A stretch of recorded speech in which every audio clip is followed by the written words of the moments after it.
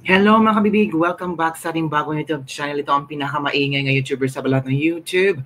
Ako si Kabibig, maglebak-lebak at with evidence. Nako po, tama kaya itong nakuha na impormasyon ni Senator Amy Marcos na dapat sana si VP Sara ay, nasa listahan si VP Sara sa ICC. Pero parang panghuli na.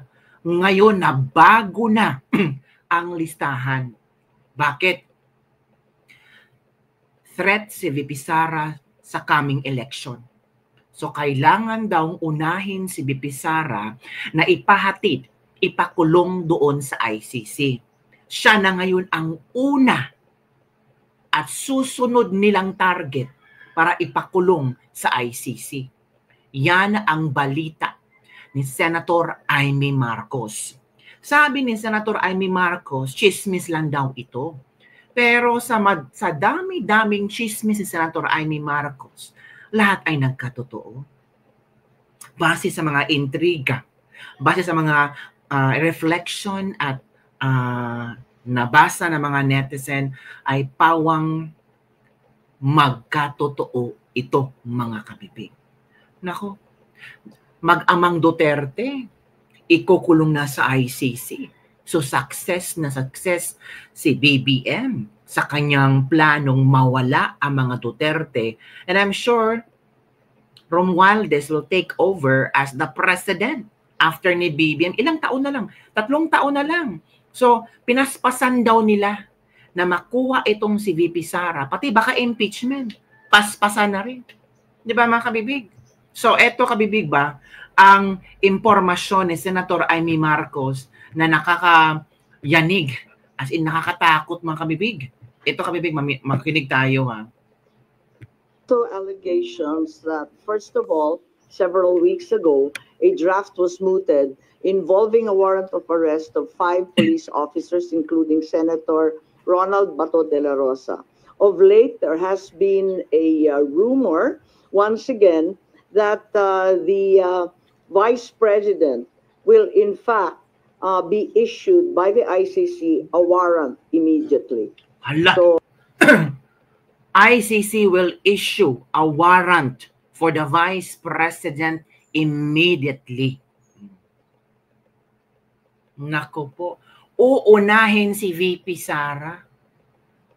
Kasi alam nilang tagilid na ang alyansa na nagsimula si VP Sarang nangampanya, para patahimikin si VP Sara, kailangang dalhin sa ICC.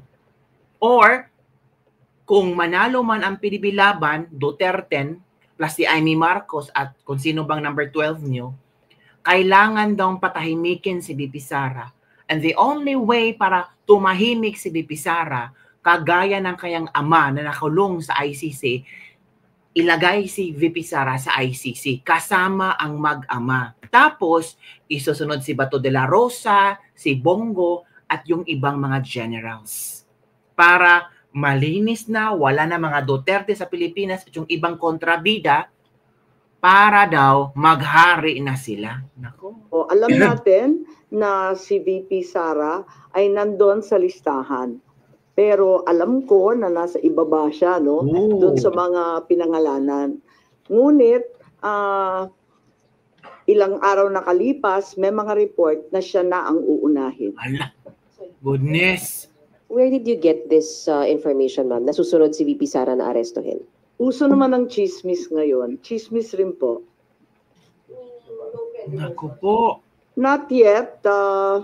A few incredible sources, but nevertheless, we have to pay heed. And let me make it clear, I will oppose that warrant with everything I have. Foremost, the administration has said time and time again through the president himself that the ICC has no jurisdiction in the Philippines. Therefore, any warrant of arrest by the ICC cannot be enforced in this country for lack of jurisdiction. Tama. It is nothing, that warrant from the ICC, but a mere scrap of paper. Walang bale yun. In addition, there's no basis for the Philippine government to cooperate with the Interpol in enforcing an ICC warrant. The mere fact that a void warrant is transmitted through Interpol does not make it less void, does not make it valid.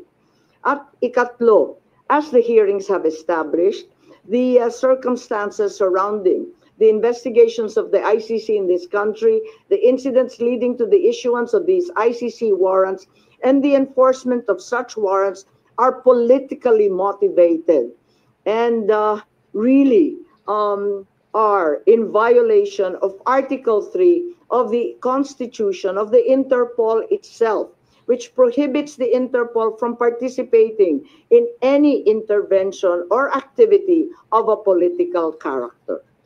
There you go, kabibig ha. Chismis yan ni Senator Amy Marcos.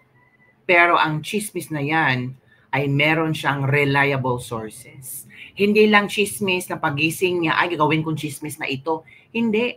Yung chismis niya galing sa main source.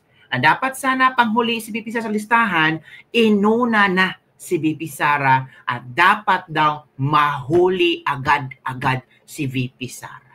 Nako, nakakilabot itong mangyari, kabibig. Ito pala yung si BP Sara. Nung in-interview siya, hinggil sa warrant of arrest sa ICC. Ito, kabibig, pakinggan natin ha. Bisaya to, pero i-translate ko lang, kabibig. Yes, sir. Oo. Naan ko sa listahan. Daghan kaayo ni na naa sa listahan. Yes, sir. Totoo po. Nasa listahan ako. Marami kami sa listahan po. Sa ICC. Nahibaw ko, anak, kay pag-abot na ko dito, natingala ko nga nung sa sugod, pwede pa ako mabisita kada adlaw. Nalaman ko, kasi pagdating ko sa ICC, parang iba yung pakiramdam ko. Parang nung una pa lang, parang medyo okay lang yung pagbisita ko sa father ko. Pero later on, bigla na lang nire-record yung mga pinag-uusapan ng tatay ko. So doon ko parang naramdaman na merong kababalaghang nangyari. Yun pala ay kasama si VP Sara sa listahan. Giundang nila pagkahuman ilahan ang gina-record ang mga ginaistoryahan na mo ni Pangulong Duterte. So nasabtan ako nga nagapaminaw sila sa... So parang naintindihan ko na they will listen to our conversation ni Pangulong Duterte kung pag-uusapan ba namin yung kaso niya or kung ano ang mga strategiya namin or merong bang aamin sa aming dalawa. Amo ang ginaistoryahan kay ang ilahang huna-huna ang amo ang ginaistoryahan kung unsa ang kaso ug unsay ginabuhat sa kaso na ginabuhat nato sa kaso dinhi sa Pilipinas ug mga strategy sa kaso. Dili lang ako, layo pa ang pangalan dito. Ang nauna nga mga pangalan dito mao kay Senator Bato. So dito sinabi ni VP Sara na hindi lang ako nandun sa listahan. May nauna pa na dapat nilang ikulong. Ako yung pinakamalayo sa listahan. Pero ngayon, ang inamin ni Senator Amy Marcos ay si VP Sara na panghuli, ginawang number 1. Pangunahin nilang dadakpin. Ikukulong sa ICC. Yon ang strategiya. Ngayon, grabe no, nakipag-coordinate ang Pilipinas sa ICC. Diba? Parang nakakilabot na kumusta na pala ang gobyerno natin, no? So, ano ang iyong reaksyon? Sabi ng mga netizen dito from Earl Justin Magoncia, tinarantado ni BBM ang soberenya ng ating bansa. Sabi na kaya tahimik si Tory, masyak na lang tayo na libo-libong pulis ang i-deployed nila. Sinasadya nila yan para magkagulo at mag-declare ng martial law. Sabi na isang netizen. Hinahanap ko nga si Tory pero biglang nawala, parang bula. Nako, naghahanap ng gulo talaga si Junior para di matuloy ang eleksyon, lakas kasi ng oposisyon. Gera ang kalalabasan pag ginawa nila ni VP, sabi ni Dinos G. Misterio. Dito talaga hantong ang usapin na ito, sir, kung hindi pa talaga sila titigil. Budol naman, hays nako Pilipinas, anong nangyari? Puro lang Duterte ang ating kinakain araw-araw. Yan mga kabibig ang pinag-uusapan ngayon at trending na tawag dito, pasabog ni Senator Amy Marcos, mga kabibig. And sa ginawa ni Senator Amy Marcos ba, ito yung strategy niya para tulungan ang mga Duterte.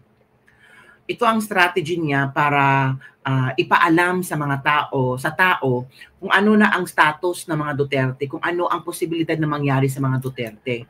At itong Senate hearing niya, it means, kabibig, na meron talaga itong patutunguhan. Hindi na itong hearing-hearing, sabi ng iba, ay useless na yung hearing na yan kasi si PRRD nasa ibang bansa na. Pero pinangako ni Senator Amy Marcos na tutulong siya para makauwi si Pangulong Rodrigo Roa Duterte. At yan ang palaging sinasabi ni VP Sara pag tutungtong siya sa stage at ikakampanya niya si Senator Amy Marcos. Na si Senator Amy Marcos nandito at inendorso ko kasi tutulong siya para makauwi si Pangulong Duterte sa Pilipinas. And I'm sure yan ang one of the main reasons kung bakit si VP Sara ay inendorso niya si Senator Amy Marcos. Aside from sa kanilang pagkakaibigan, sa malawak at grabing pinagdaan ng pagkakaibigan nung nalaman ni Senator VP Sara na itinakwil na si Senator Amy Marcos sa pamilyang Marcos ni BBM, ay, saan pa pupunta si Senator Amy Marcos? Hindi sa kanyang kaibigan. Di ba, kabibig? So, I think Senator Amy Marcos and VP Sara ay nagtutulungan na ngayon para pabagsakin si BBM. Hindi naman para pabagsakin si BBM, para ipamulat si BBM sa kung ano ang naidudulot kung siya ay nakikinig sa mga tao na kapalibot sa kanya. Kung ano yung mga sulsul sa mga tao na kapalibot sa kanya. Parang si BBM is shelled, shelled siya sa nangyayari sa labas ng Pilipinas. Masashock na lang siya na pabasahin siya ganito, ganyan. Pero I don't know, parang iba na rin si BBM ngayon eh. Parang, ewan kabibig, ay, naguguluhan na ako sa Pilipinas, mga kabibig. At ipanalangin natin na sana hindi ito mangyari na uunahin si VP Sarang ipapakulong sa ICC kasama ang kanyang anak. Where, paano yan? Baka magulo ang Pilipinas. Walang ang pakialam ang BBM administration nung nagwelga ang mga OFW, may welga sa iba't ibang sulok ng Pilipinas. Parang cool lang sila. May sabi nila, matatapos din yan after 2 weeks. Pero hindi na natapos. Until now, pinag-uusapan pa rin ang nangyari ni Pangulong Rodrigo Roa Duterte. So yun lang, kabibig, ang ating latest libak-libak for today. Handa ka na ba na makita si VP Sarang isasakay sa eroplanong kung sino man ang may-ari para i-travel papuntang The Hague, Netherlands? Ako hindi. Diba? Sabi ng iba, this is the time. Ito na ang panahon. Yun lang, kabibig. Don't forget to like, subscribe, and share this video. Bye everyone. See you next time.